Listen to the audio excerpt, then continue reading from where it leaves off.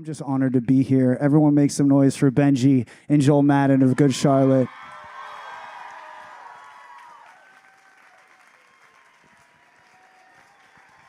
Oh, yeah.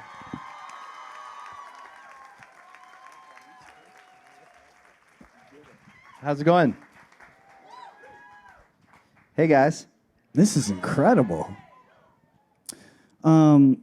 Gentlemen. This is great. Right? Nice vibe. First of all, thank you all for coming tonight and being here. We really appreciate it.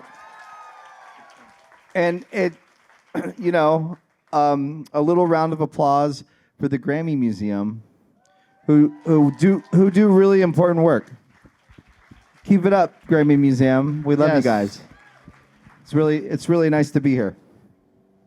So I want to start things off because, I mean, this is the first new record that we've gotten from GC, I think in over 7 years, right? And the first time I listened to Motel Du Cap, I mean, it felt like such a full circle record for you guys. It was rooted in the energy of your early days. There's obviously, a ton of growth, and you guys are singing songs that I've never really heard before. What do you think is the biggest thing that stayed the same with Good Charlotte and the biggest evolution in the music that you two have been making? It's a good question. It's and the way you put it is actually kind of perfect, because I think that the biggest evolution for us was staying the same. Like in a way, like we came into the music industry with no experience, no relationships, no education. Like we didn't have a friend in the music business. Like we couldn't really. We really had to learn on the fly. So I think at 20 years old and 21 years old, and I'd say we came into the music industry with pretty low self-esteem. So we weren't really valuing ourselves. So we were sort of going in the studio and sort of pouring our hearts out. And at that time it wasn't cool to try really hard. We were trying our best. We came in and we wanted to be successful. We didn't have a backup plan. The financial situation in our family was really tough, was really rough. And we were like racing the clock. We were saying like, hey, we got to get this, we got to get our mom a house. At the end of the day, that was the big first plan, was to get our mom a house because of what her living situation was. So you got the house. We got the house. We got the house. We're like 4 houses in now, baby. Come on. Okay, she's doing great. She's doing great. She's very happy. And we love her dearly. Got a lot of hobbies. Yeah, she's got a lot of hobbies. No, but so when we came in, right, we were trying our hardest. We really wanted to make it. We really wanted to be successful, and I think more than anything, we really wanted to matter. We really wanted to be. We wanted to amount to something, because I think we didn't feel like we amounted to anything. And what the truth of the matter is that every single one of us, every single one of you, and all of us on stage, actually, the valuable part of us is not the thing we do. It's not our talent. It's not our how well we can, dance or how well we can sing. It's actually just who we are. So who we are to our husbands and wives, who we are to our brothers and sisters, who we are to our kids.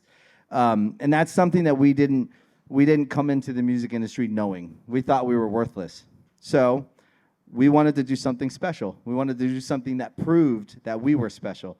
So we went through this whole career getting told what we could do better, getting told, all we did was go into the studio and sort of bleed our hearts out on record.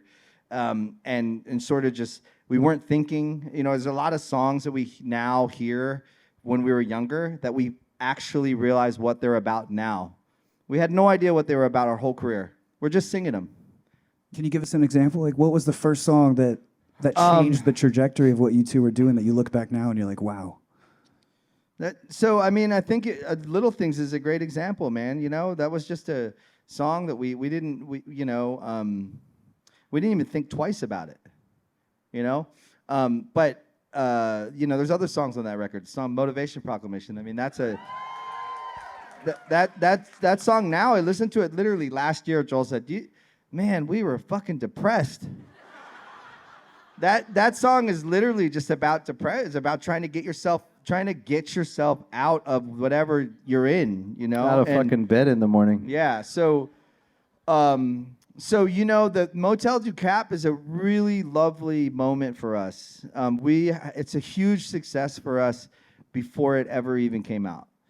And that is just because we really found our way back to those kids and put our arm around them and said, you're special no matter what. And I don't care what anyone in the world says. I don't care what anybody thinks. I don't care. In the people that do hear the music and it resonates with them, it's beautiful. It's a wonderful feeling. And it's okay if it doesn't.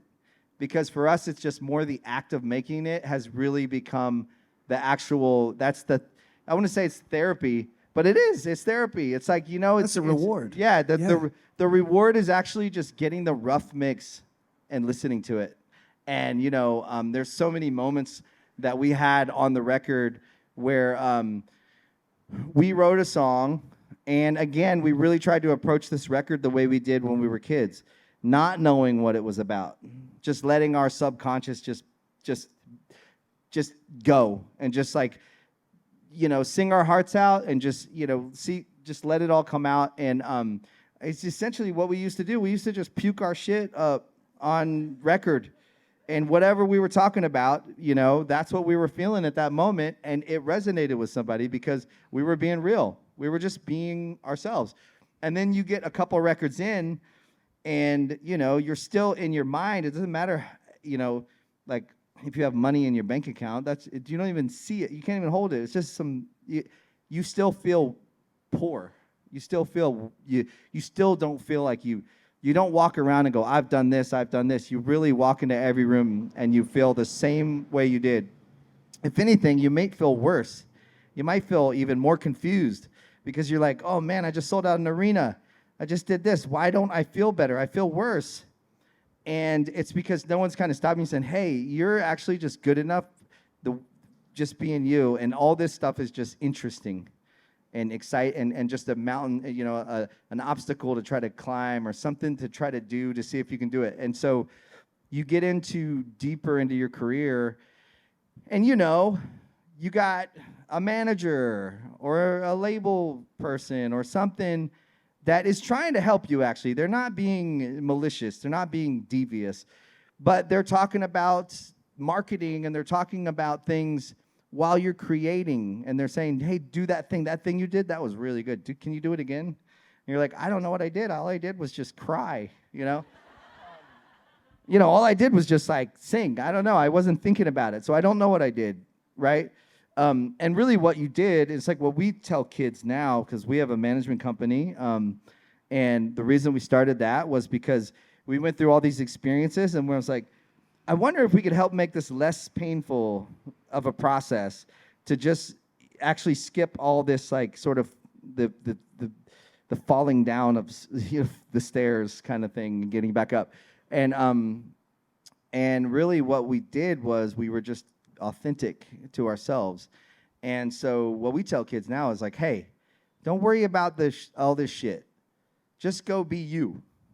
And then we'll figure out what the marketing plan is. Go make some art. Go figure out, whatever your feelings are, just go let them out. And just do something that feels good. And then we'll step back and we'll look at it and then we'll figure out how it should come into the world. Not like, I think if you're following anything, you're already behind.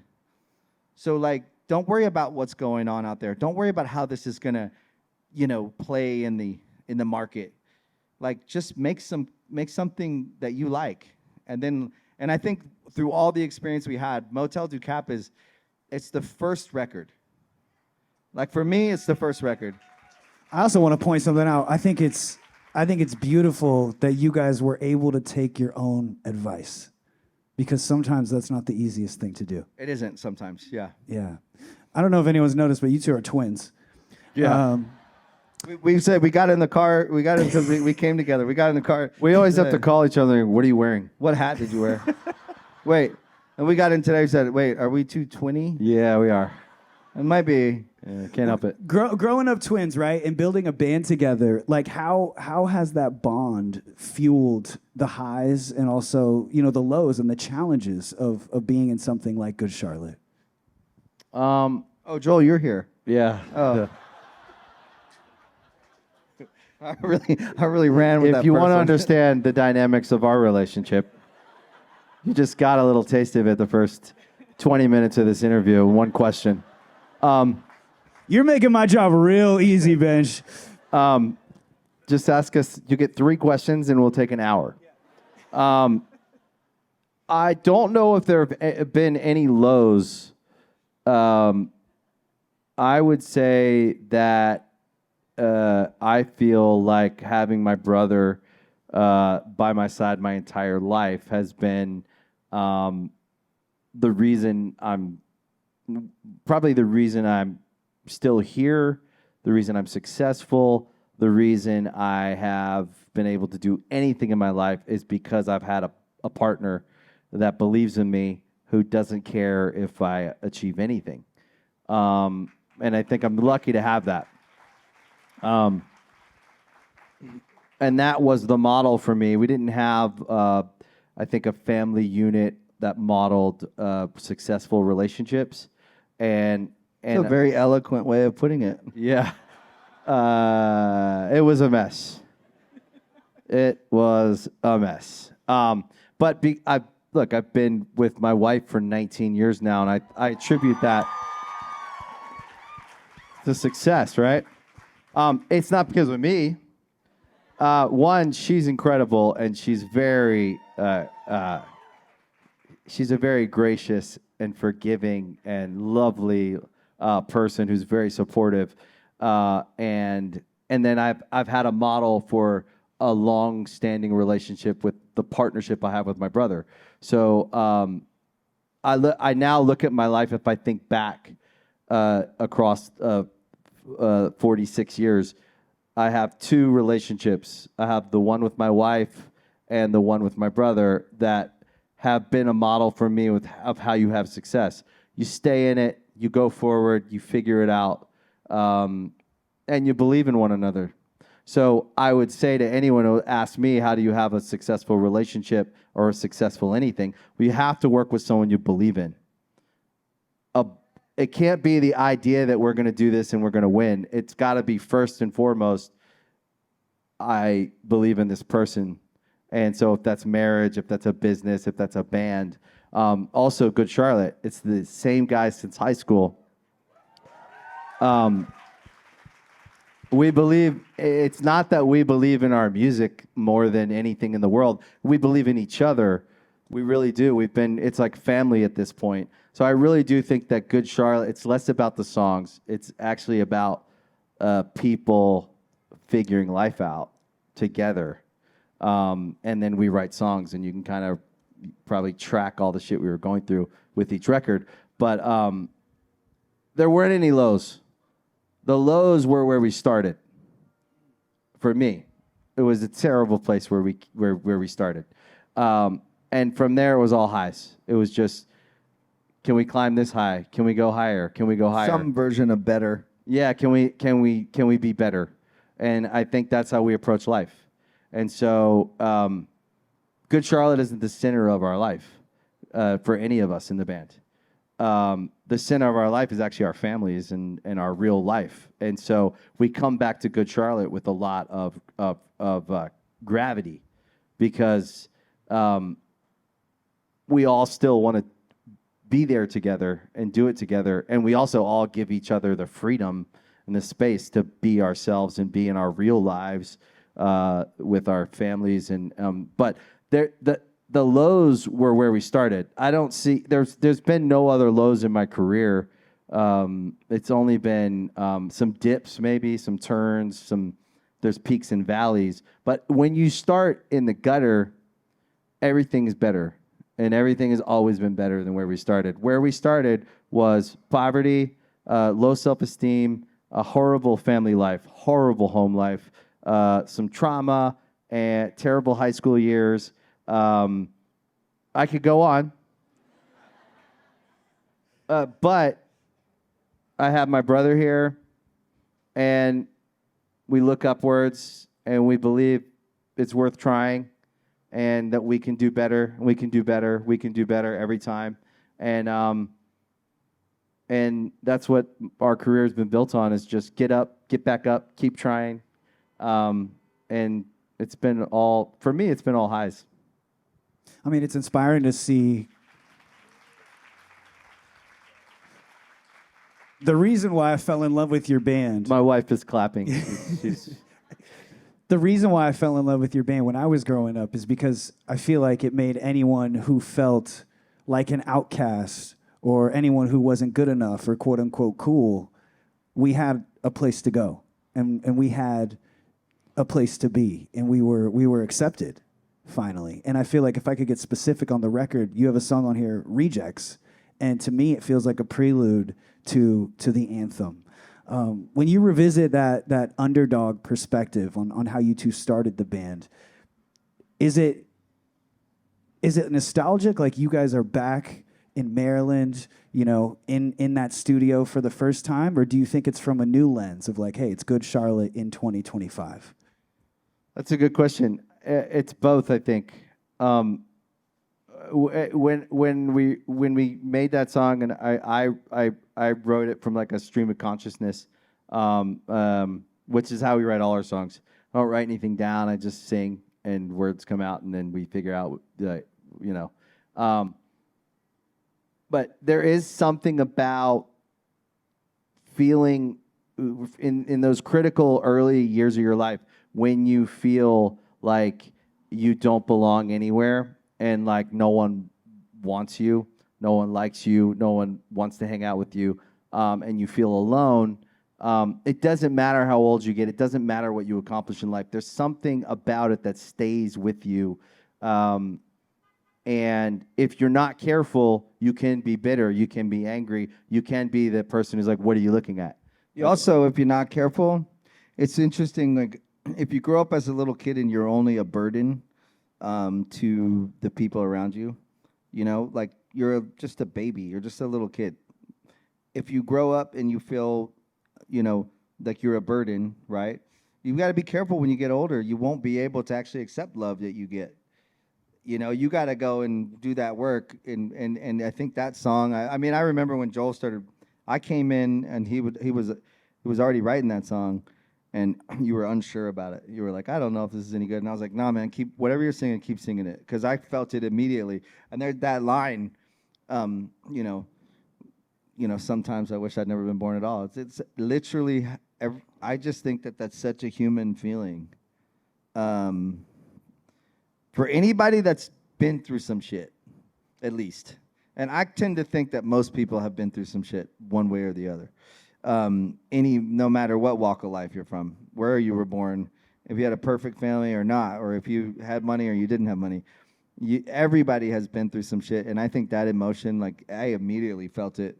And I just think that it's interesting that was the first, and you wanted to put that song out first, and I did too, for no other reason than it just felt the feeling. First song we wrote, for the record. And so I think it's interesting that you asked that, because I do think that I feel Motel Du Cap is the first record of you know, chapter 2, we could say, or chapter 3, whatever it is. And I feel like that was our, you know, Rejects is our little thing. Well, Rejects I is feel the same way. Rejects. It sums up how I feel. Once you feel like a reject, you always feel like a reject. But you can kind of. I feel like at this point in my life, I'm proud of myself and who I am and what I, you know, and about just being me, right? And I actually think the truth of life is that you can go be a part of some group if you want. You can join a religion. You can join a group of political things. There's lots of groups out there with strong ideals for you to participate in and become and feel like you're this part of this group. And not to say that groups of people are bad. There's a lot of things to be. There's a lot of good groups of people that do great things. But you are alone, and if you're trying to find your answers from groups of people. You're not going to find them. You got to find out who you are and be yourself and learn what that means before you go join a group. So you can think for yourself and you can be yourself.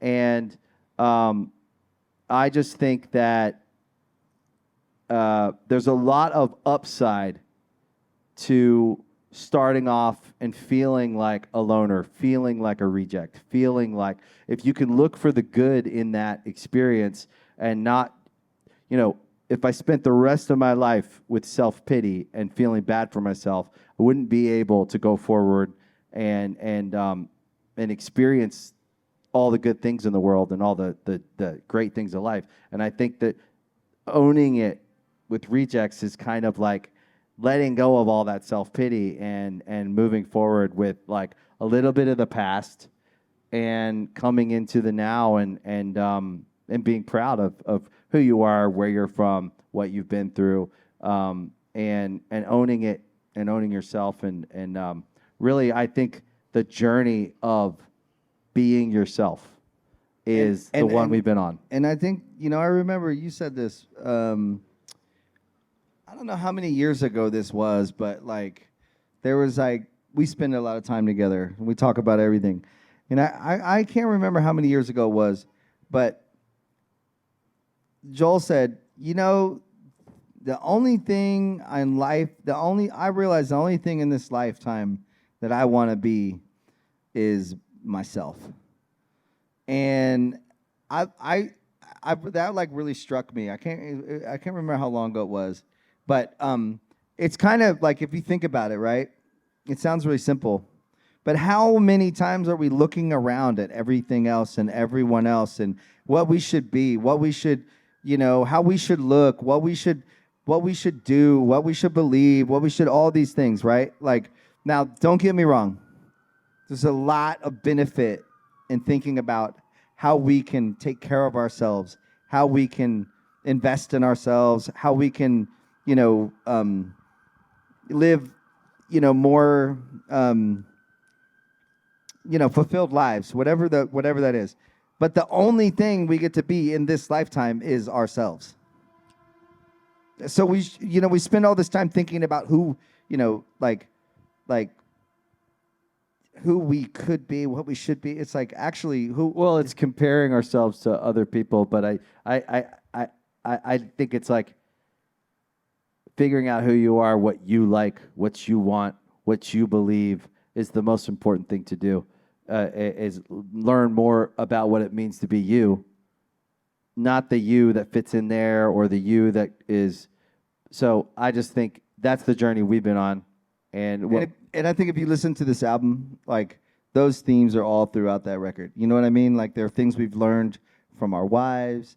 There's things we've learned from our kids.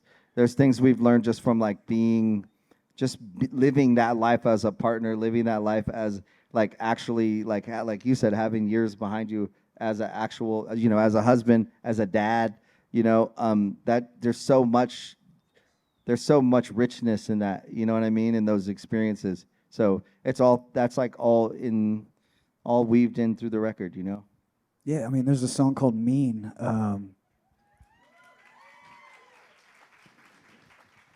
There's a song called Mean on the album, and as fans, like we've fallen in love, we've gone through heartbreak while listening to Good Charlotte, and this one is written from the perspective of married life, right? Yeah. Like there's teen angst baked into like so much of your music, and this one is a completely new perspective. I mean, how full circle is it, to go from something like that to these like grown-up reflections and still... We didn't say it was perfect.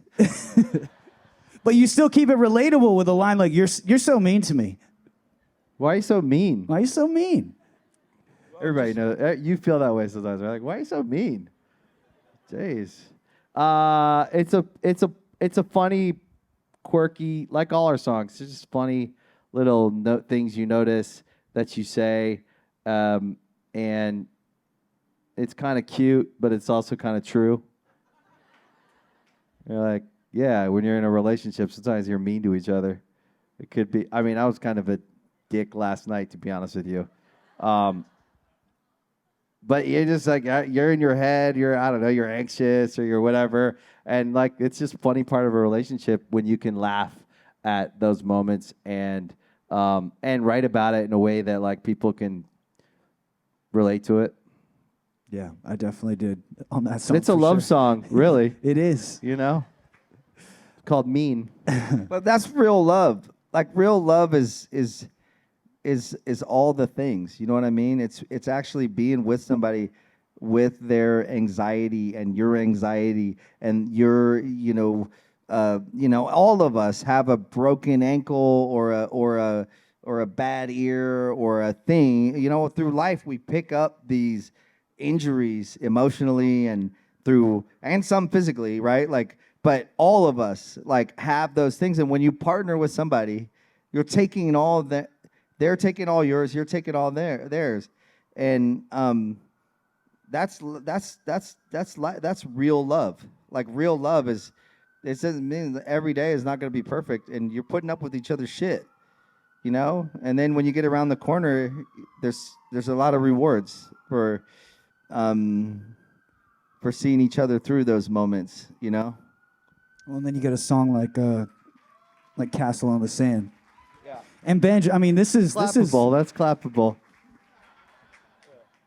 this is a special moment on the record, right? Because like you're front and center, and I know you've said like it. You felt like it took you 15 years to write this song. Yeah. Well, I would say 12 years because that's how long I've been with my wife. 12 years. I was rounding up. I mean, how does it feel knowing that you can cross that one off the list? That's like really, I guess you would say like that's like cathartic, like because you've been trying to write that song. And I think even before, and actually I got to learn about like healthy relationships from my brother and his wife. So they really set the example for me. So I'll take it. genuinely, it's the thing it's one of the things I'm most great. Like, Go on. it's one of the Listening, things. Nicole. Yeah. Hi, Nicole. Thanks for putting the extra toothbrush in the guest room. But it's one of the things I'm like most grateful for is I got to actually have that example, and that's how I found my way, you know. And so, but I think even before, like it's like I always wanted to feel that way, but you got to find your person. You know what I mean? You got to find the person who sees you, right? It doesn't matter. You could meet any number of people, but they got to see you, and you got to see them, and so it's a special thing that happens. And I think I really wanted to write that song for my wife. You know, I really wanted to, but it took time. It took years. It took years of doing real life, and having kids and being together through all the different things that you go through. And I think that's like the seasons, and that's just like the things got to marinate a little bit. And so this is a special song because I feel like it's been up there and I've been wanting it, and to actually be able to kind of like now turn it into a real thing and have it was very cathartic. So Are there any other perspectives that you'd like to write from? You got any other like songs that one day you hope to write? definitely. Yeah. Definitely. Let's talk about the people that you chose to make the music with on this album. Zach Cervini, who's a Grammy nominated. By the way, Travis, you're really good at this. Thanks, dude. Yeah. We got Zach Cervini, Jordan Fish from, Bring Me's an incredible, talented Two producer. people that I really, really have wanted to work we've with. nerded with out together. about them before. Yes. Because, and this record has their DNA all over it. Wiz Khalifa, Grammy nominated. Charlie Puth, Andrew Goldstein. You got Zeph. You got Luke Borchelt. You got Petty Hendrix. Matthew Coma, Grammy winner. Matt Coma, where are you at? Chase Atlantic. You guys aren't only working with you know, like the best of the best, but you're also pulling in new talent. People like Luke, people like Petty, you know, oh my God, you guys have another song with Zeph on the record. She's And incredible. You were putting me onto new artists as I was diving into this album, and I feel like a lot of artists who are releasing music. We've worked together before. Yes, we have. We've written together. Yes, we have. Yes. I feel like that's okay. That's okay. We hugged backstage. It's okay. Wait, did you just fist I bump did, me? I did, Okay, I did. Sorry. I didn't see it. The light is... Good catch. All right. I feel like a lot of artists who are putting out their first album in 7 years would maybe be a little bit selfish, right? And not want to create a space for younger artists to come. But you guys had no reservations with that. Like, talk to me about what that decision was like and what made it feel like the right thing to do. What I think what's so special about it, what's so beautiful about it, is everyone that you just named are genuine friends of ours and they're genuinely in our sort of... But they're all genuine artists, and I think the short-sightedness of the world is that what we see is the only thing that exists. So if you don't know of an artist, you haven't heard them, that you won't like them. That the only big artists are the ones that are big right now. And the thing that we've always believed in is that the next thing is coming always, and it's more important than the thing that is right now. I would say that or as important. But actually, the artists coming behind us are more important to me in my mind. I just think it's more important to find new artists. The songs we wrote have already been written. They've done what they're going to do, and they're going to live in whichever way they live. The legacy will be whatever the people who listen to the music decide it is. It's not up to us. The artists that are coming behind us, the ones that are going to write the most important music we haven't heard yet, are the ones that I'm always interested in meeting. That's why I always stop and talk to the kid who said he wrote that he's in a band or that he's making a record, or because I think it's the most important thing we can do. And most of the time, we're only told to believe in the things we can see, use the things everyone else is using, listen to the thing that everyone else is listening to, which is, it's great. It's nothing better than being at a party and listening to all the music you love and the music you have memories to.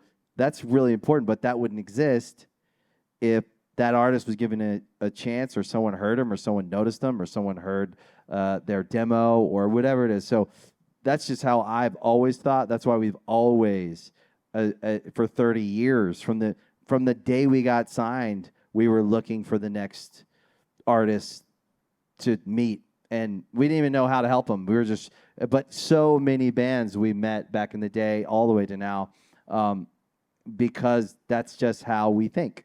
And then we got to build a whole company in the last 10 years and really focus on it and be focused. And it's not perfect, but it's something that we work really hard at trying to refine and iterate on and build, because we think it's the most important part of the music industry, is discovering new artists and new music and new sounds. And so it's what inspires us. The artists you hear on this record are not all artists that we've found, but they're artists that we know and we're huge fans of. And I think that just having them on the record, it isn't so that people hear them and discover them. It's actually because the song, it was actually the right choice for the song.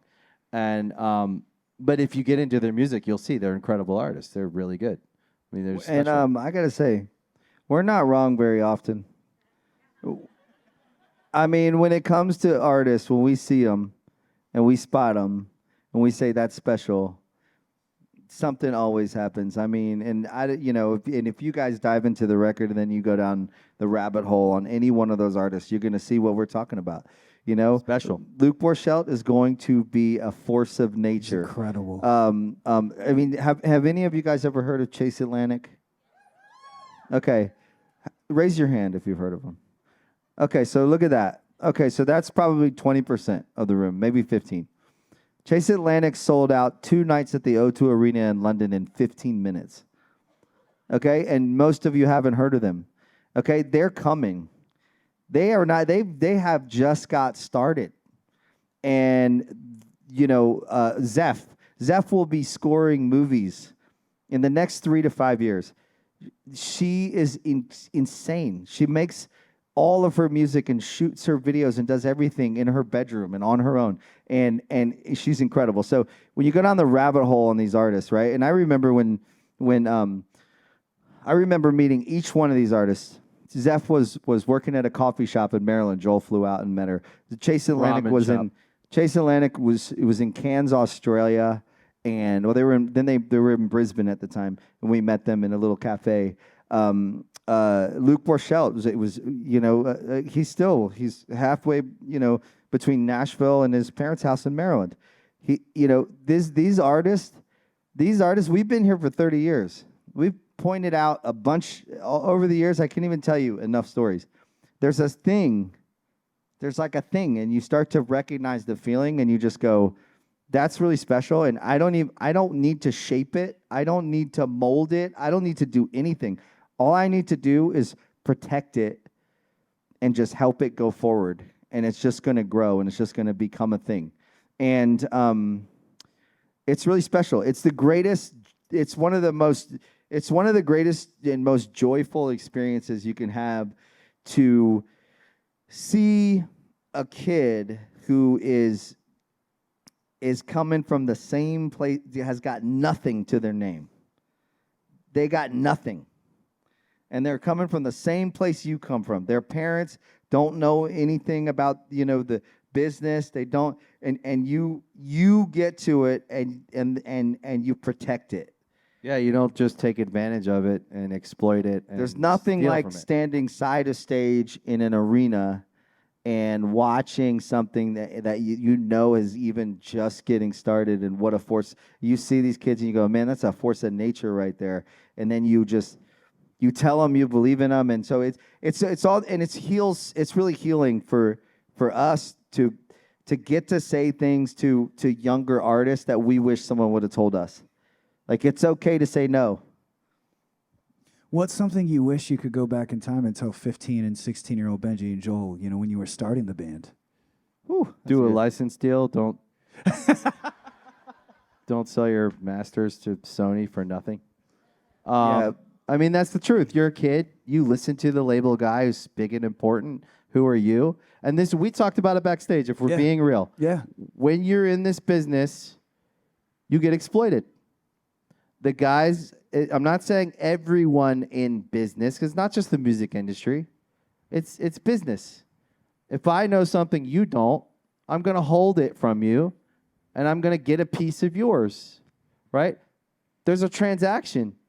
You can still do transactional business with people honestly and with their best interests in mind, but that's not how the world works, because it's dog eat dog. Everyone sitting here has some experience in their life where someone took advantage of them, or someone took something, or someone knew something and didn't tell them. And you're like, why didn't you tell me?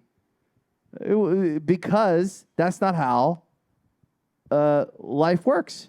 But then you remember the people that said, hey, watch out for that, right? And so when we started our company, we were like, why don't we just try to be the guys we wish we would have met when we were 18? That would just tell us kind of how things work and watch out for this, and then don't rob anyone. And now, how about this? No contract. You can leave whenever you want. I don't own you, right? That's the truth of our business. That's why we can never sell it. But no one wants to talk about that. And then also, you have to teach artists, if they signed a deal, they have to honor it. We always did. That's why I'm not bitter at Sony. They own our masters. I'm not bitter. Even if you call them, a few months ago, you say, hey, can we work out maybe a better royalty? It's like all these years later, and they tell you to fuck right off. But listen, Can't be mad about it. But listen, he speaks, but he's sharing with you guys the truth. But we're not bitter. We're fucking real about it. No, I gotta tell you, I hold it near and dear to my heart. Yeah, keep it right here. No, I do. I hold it near and dear to my heart because now when we work with artists, every win that we get to help them have, and every smart deal that we get to help them make, it heals that. It's a beautiful thing. I hold it dear to my heart. So Yeah, but as a fan, all you want to hear is the music. All you want to hear is the good things. You want to believe that. But the truth is that for the artists you love, they also have to navigate what it means to have a career for a long period of time, or they quit, or they kill themselves, or they get on drugs and they just check out. Right? That's what. So you kill yourselves as the short way or the long way. So we only say all this because that's just who we are. This is how we live. And there are fantasies that you're sold as an artist and a fan. So everyone just wants you to stay in it, keep spending your money on tickets and all this stuff, right? I'm not saying don't go to shows. Go to a show. That's not what I'm talking about. But the artists are having an experience just like you are. And the truth is that it's never going to be perfect. But I would say that now it's actually evolving and getting better and better because artists are talking like this, and artists are sharing, and artists are questioning. And also, all the companies aren't bad either. They're making better deals with artists. They really are. The labels are making better deals with artists now more than ever. So the music industry is participating in the evolution of like the artist's career because we're all responsible for each other. We're responsible for you guys. We're all working together, and I think that but we feel we have to share our experience so that the people coming behind us can learn from it and do better than we did. That's how it works. Make some noise for Benji and Joel Madden. Are we wrapping up? Well, we gave the fans a chance to ask some questions, and if it's okay with you guys, How many questions did we answer? 3 or 4? in our whole conversation, hour, yeah. it was one question that started everything. And okay, this is from Elizabeth Caceres. When are you going to do a headlining tour? Where's Elizabeth? Hey, Elizabeth. Thank you for that question. It's a deep one. Headlining tour. Well, we gotta roll that out properly, baby. Next year, Yeah. 26.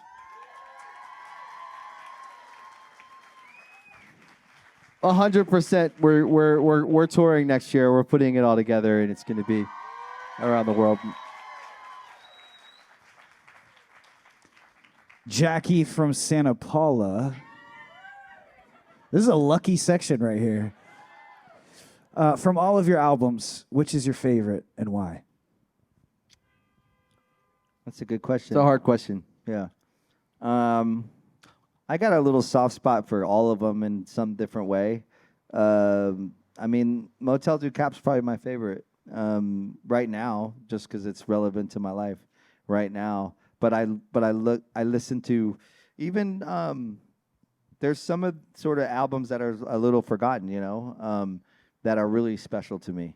And I think that somewhere someone is listening and got them and understood what we were going through or what we were doing.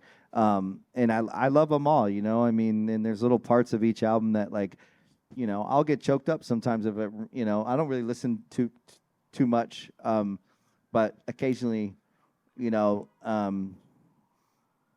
put a record on that I felt really proud of at the time and listen to it, just because I think it deserves it, and it's just for me, And so, but I think Motel Du Cap for me right now is my favorite, just because that's what my life's at right now. So, We got a question from Amanda.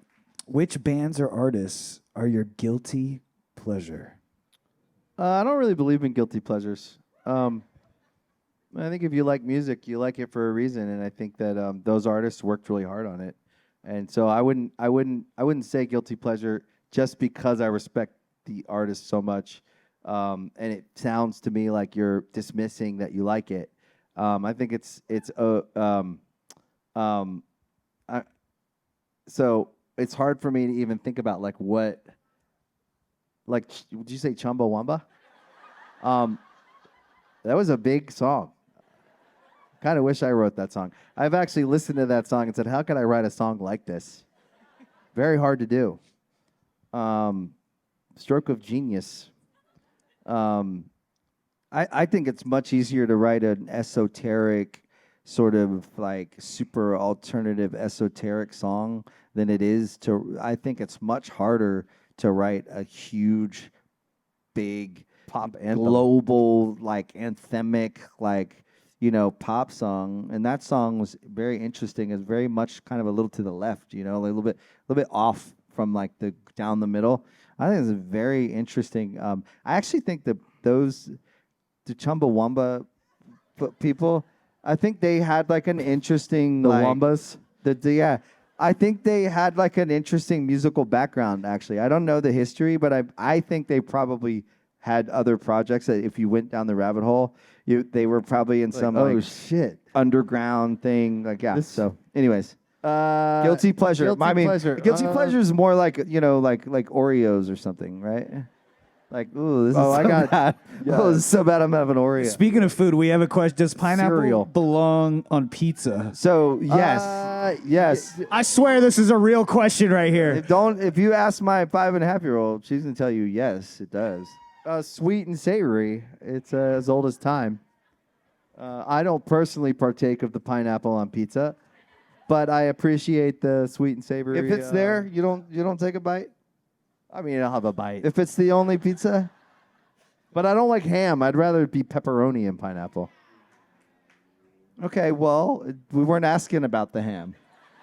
We were asking about the pineapple. Next question. Where's Darren at? Dan. We gotta get some questions from over here. But Darren asked, what was your biggest influence that made you want to create music? And I think you guys you touched a little bit about this when you two were growing up. But I mean, what was that driver of like, hey, we got to do something, we got to get out of here? Like, music is our thing. I don't think we understood how deep the records that we grew up on that my dad played when we were really little. I remember at a young age. It's one of the best memories I have. Was these old records: Lionel Richie, Stevie Wonder, Marvin Gaye. There was these like, and then we grew up, and we started listening in the '90s to alternative radio. Really, it was just we grew up in a small town. We didn't have a lot of access. We didn't have cable TV, so we didn't have MTV. We didn't have so we had this alternative radio station. We were listening to bands that we heard on the radio, from Green Day to Weezer to Alice in Chains to Chumbawamba. Chumbawamba sometimes. The Beastie Boys were a big one for us. Oh my God! If we spent the night at someone's house and they had MTV, Oh, we would just glue. we would just stay up if all someone had night cable. just watching MTV. It was Just like watching. incredible. I And remember that. And we would get music magazines and we'd read alternative press and we'd read. We'd just devour anything we could find with music and go to the record store, look for CDs and stuff from. So the '90s really shaped us and all these bands.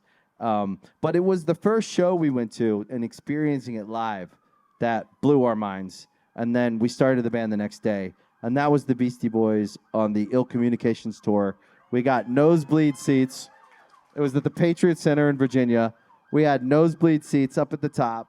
It was our first time. We didn't move the whole show. We were looking at each other. We were looking at it. We didn't sing along. We didn't dance. We didn't do anything. We were just watching. We were just like not believing it was real, like just watching, and then just realizing that they were just humans, and we're like watching them. We're like, well, they're just like guys like us. Like That's what we should do. We're looking around and and all then the people that are next like, that's day- what we should do. We should do that. Next day, we started a band called Good Charlotte. Literally named it.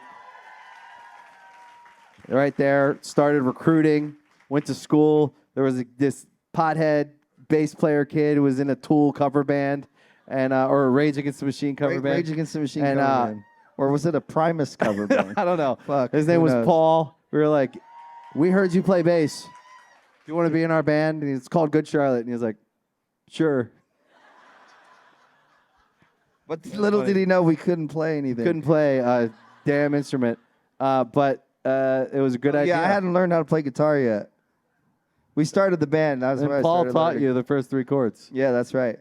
So Well, you guys know how to play now, and that's exactly what you're going to do on this stage in just a few minutes. Make some noise for Benji and Joel Madden, a Thank Good you, guys. Charlotte, ladies and gentlemen.